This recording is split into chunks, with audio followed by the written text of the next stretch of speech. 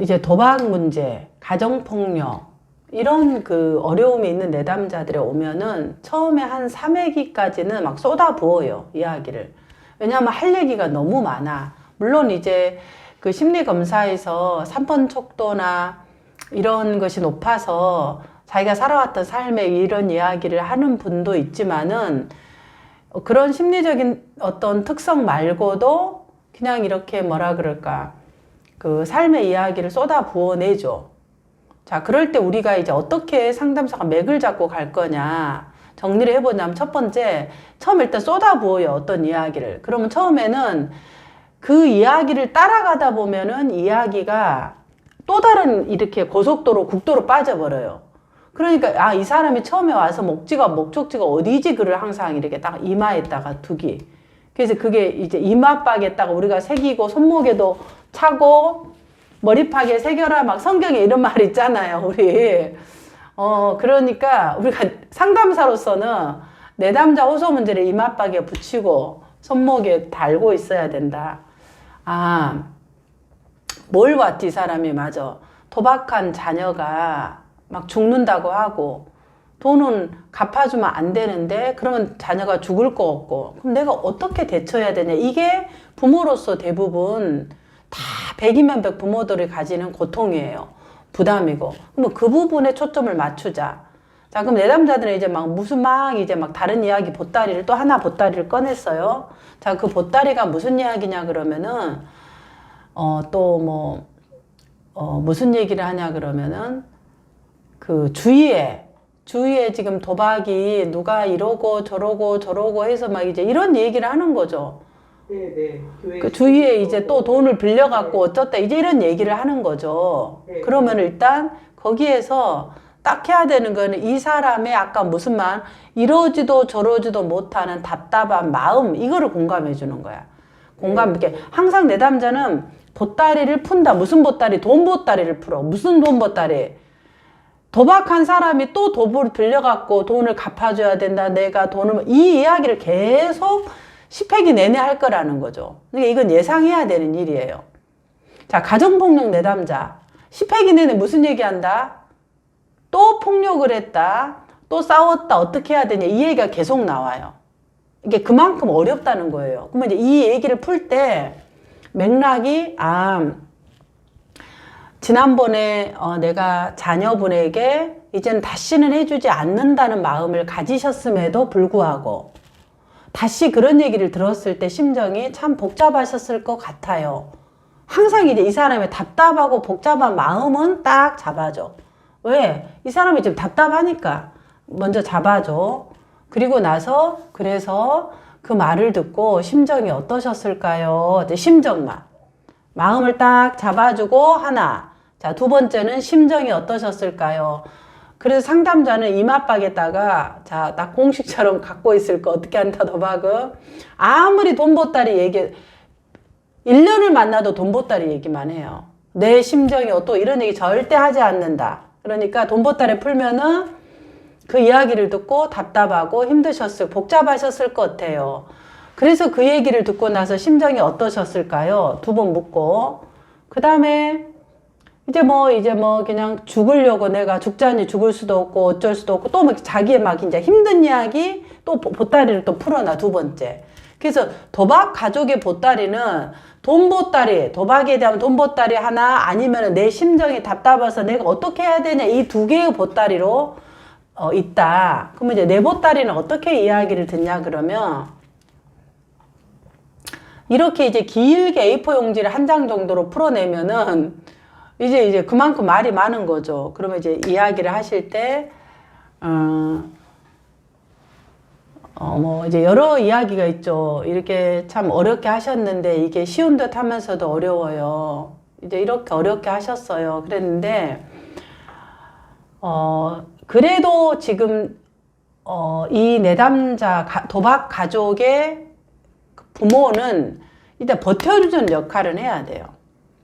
버텨주는 역할. 근데 이 버텨주는 역할을 할 수가 없어요. 그러니까 어떻게 상담자가 이 버텨주는 역할을 하도록 이제 상담에서 이렇게 약간 기름을 채워주냐는 거죠. 우리가 해야 되는 부분이.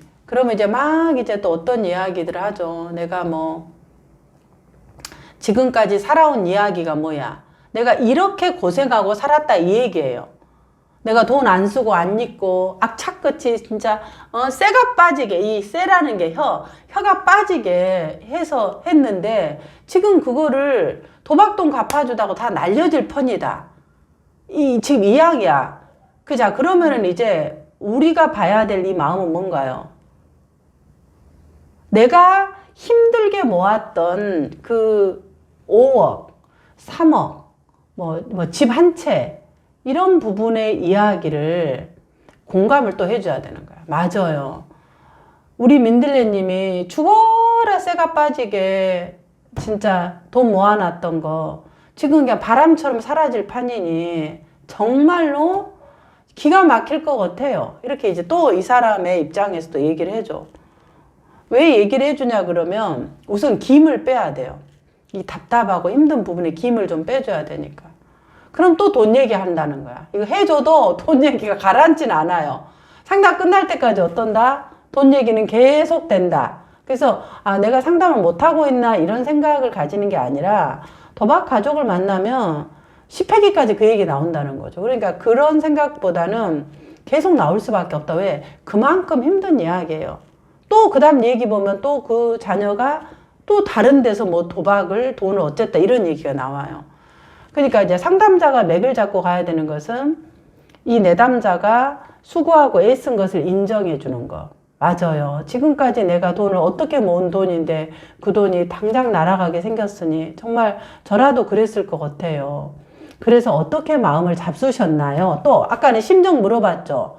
그래서 지금은 당신이 어떻게 마음을 잡수셨을까요? 또 물어봐.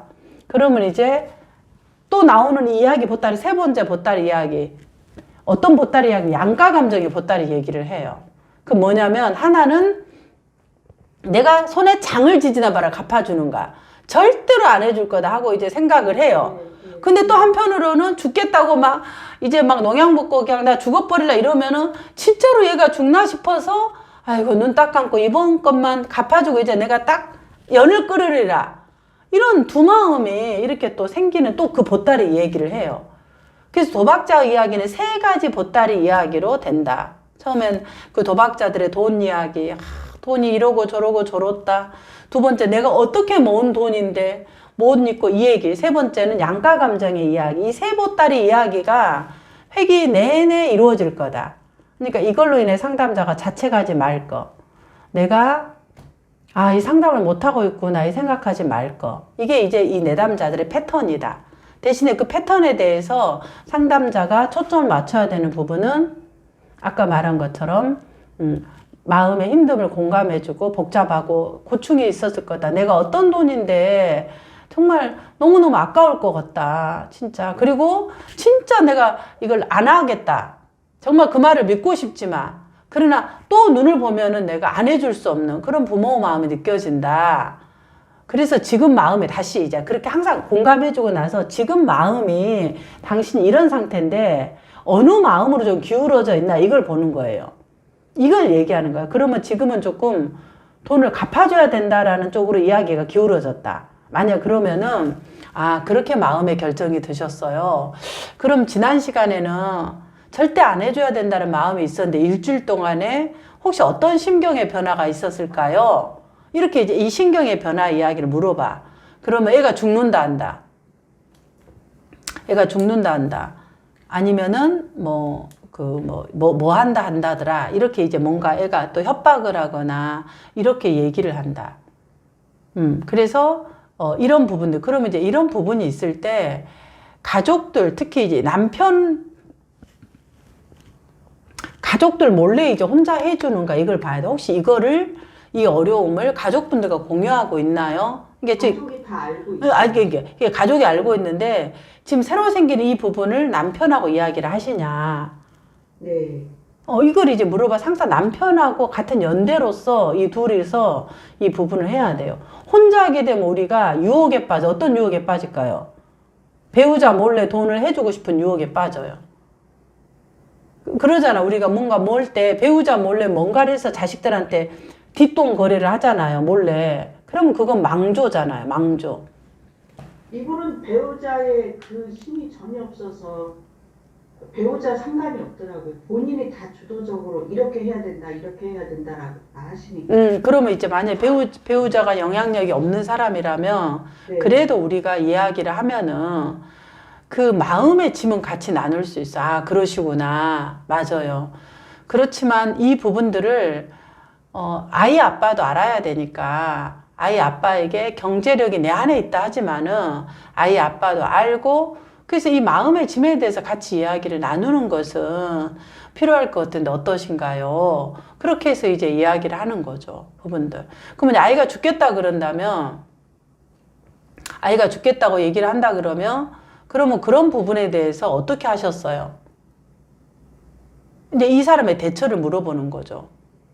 그럼 만약에 줘야 된다고 얘기를 하더라고요. 그렇게 될까봐 그러니 내가 돈을 1억을 갖냐, 자식이 먼저냐, 돈이 먼저냐, 자식이 먼저 아니겠냐. 오케이. 그 생각이 이제 들죠. 맞아. 네. 자식이 먼저지 돈이 먼저냐 이런 생각이 드실 거예요.